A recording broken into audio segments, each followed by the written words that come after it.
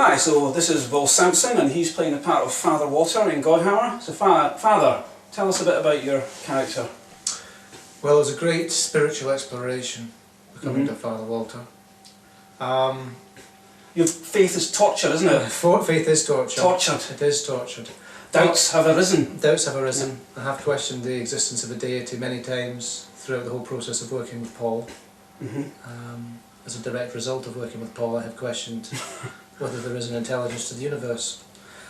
But the character, Father Walter, he's basically, his heart's in the right place. He's full of enthusiasm. So you say his heart's in the right place? His heart is in the right place. Okay. He's full of enthusiasm, but he has some faults of character.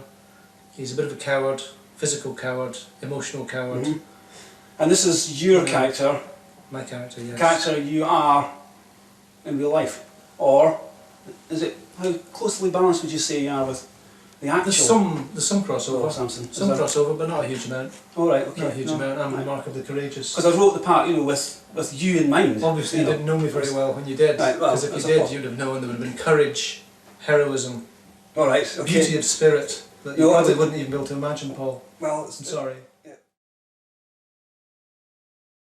Her name's Melissa and she is the devil's dad's daughter, so she's quite evil, I would say. How evil do you think on a scale of 1 to 10 is she? I mean, compared to say Pol Pot, for example. 11.5. Well, yeah, 11. She's like 11's just like, oh, it's a little bit over 10. Yeah. She's like 11.5. 11.5. That's like in Spinal Tap. 11.56. Yeah. Oh, 11.666. Oh, that's quite good. Yes, that's where you'd want to be. Yeah, yeah. 11.666. So yeah, that's not bad. That's quite high up the Richter scale. Is that worse than Pol Pot, would you say, or?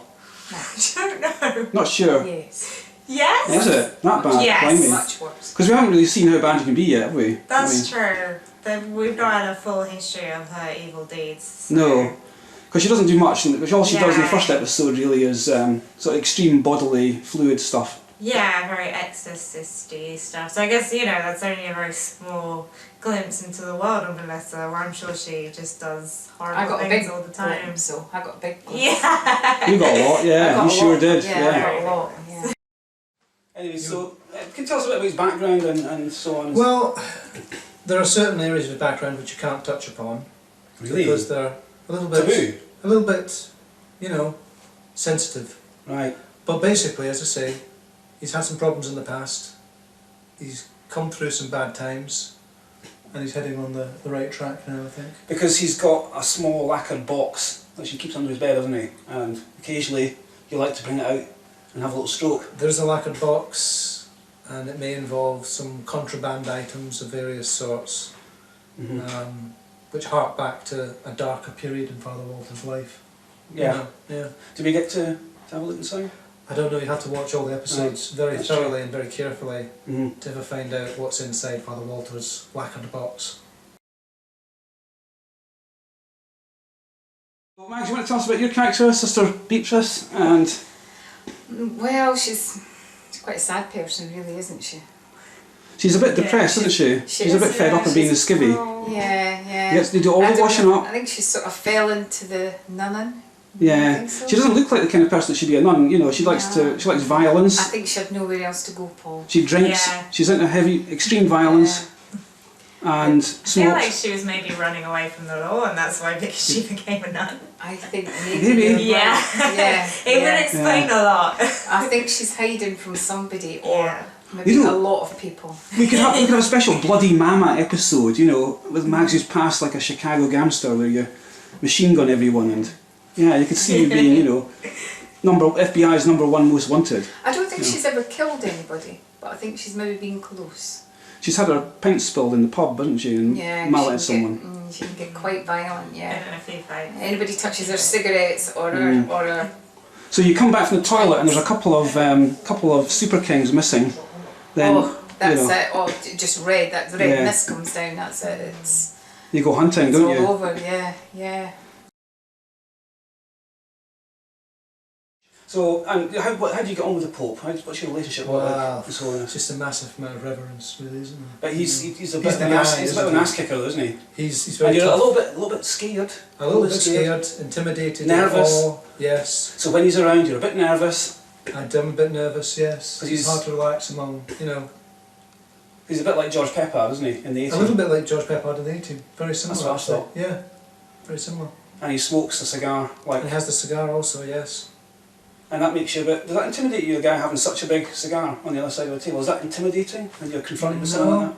No, not the cigar, it's the whole office and the power he wields over my life and my livelihood, really, that's more important than the cigar, really. Really? Right. Yes. So I thought the cigar was quite intimidating. No, it's the fact that he could sack me and I could be living on street corners is more of an impact on me. And that makes you, And the fact he's smoking a cigarette wouldn't make any difference. But what's interesting, Max, you are actually a black belt in judo, aren't you? Yeah. So you know how to do all the moves and stuff. I do, yeah. And you're going to teach all the zombies to do that. Absolutely, yeah. What about you, Clarissa? Are you any good at martial fighting? Are you handy when it comes to... Say somebody stole your pint in a pub. Somebody stole your pint. I've taught her all she knows. Hang on. Yeah, I have a few. Really? She's got a few moves. Yeah. You picked them up for Max? Yeah, she's really? taught me a few things. Just if anyone ever does want to mess with me, which happens often, people always want to mess with me. So. Really? Does that happen a lot? So I mean, you stole your pint. It's a rough neighbourhood around here. Yeah. You know, I could tell from the sofa. Yeah. It's a rough area. In the student area of Edinburgh, yes, it's very rough. It is rough. All those students, very clumsy, spilling pints everywhere. I know. Then so you try your moves at that point. Yeah. Then? Wow, that's good. So I'd like to see the pair of you in action. It would be good. So well, you will do. Yeah, we should have a. There's a fighting scene, isn't there? We've got the. We're going to do one in the graveyard. That'll be good.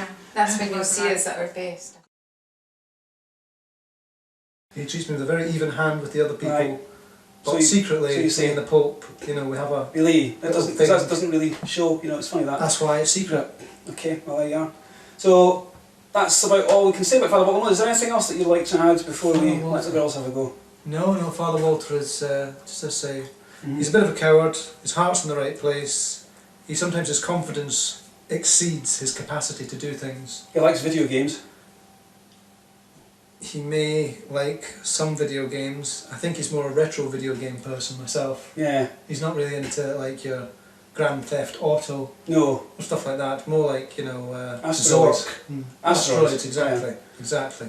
Good, wholesome, clean, fun. Family, clean, wholesome, fun. Not the bunga bunga kind of games. Not the bunga bunga Silvio Berlusconi games, no. Not like that. Clean, good fun.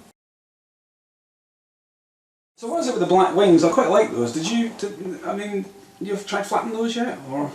No, I'm not. Yeah, I don't know. Melissa's not had a chance to kind of use them. Yeah. No, because you were just sitting up in bed, weren't you? And I don't know if they're more just like an accessory, like she just thinks they're kind of cool. They think they're evil. Because I could see you hung up on wires, floating across, on these, on wires, floating into shot across the Edinburgh landscape, flapping these little wings. Good, yeah. Can you see that? I can picture that. Yeah. Yeah, especially with a little white outfit on. Yeah. Be good, Be good. Be scary. So if we get more money...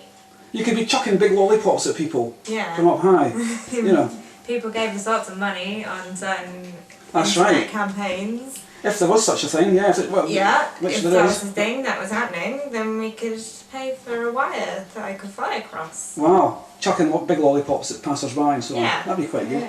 And being physically sick on them from a high vantage point. Just imagine the mess. Yeah, you don't even know it's coming. Yeah, you can just look up, this green stuff just falls on you. Oh, it's very evil. Pigeon? No, my God, it's vomit from a flying biggest pigeon.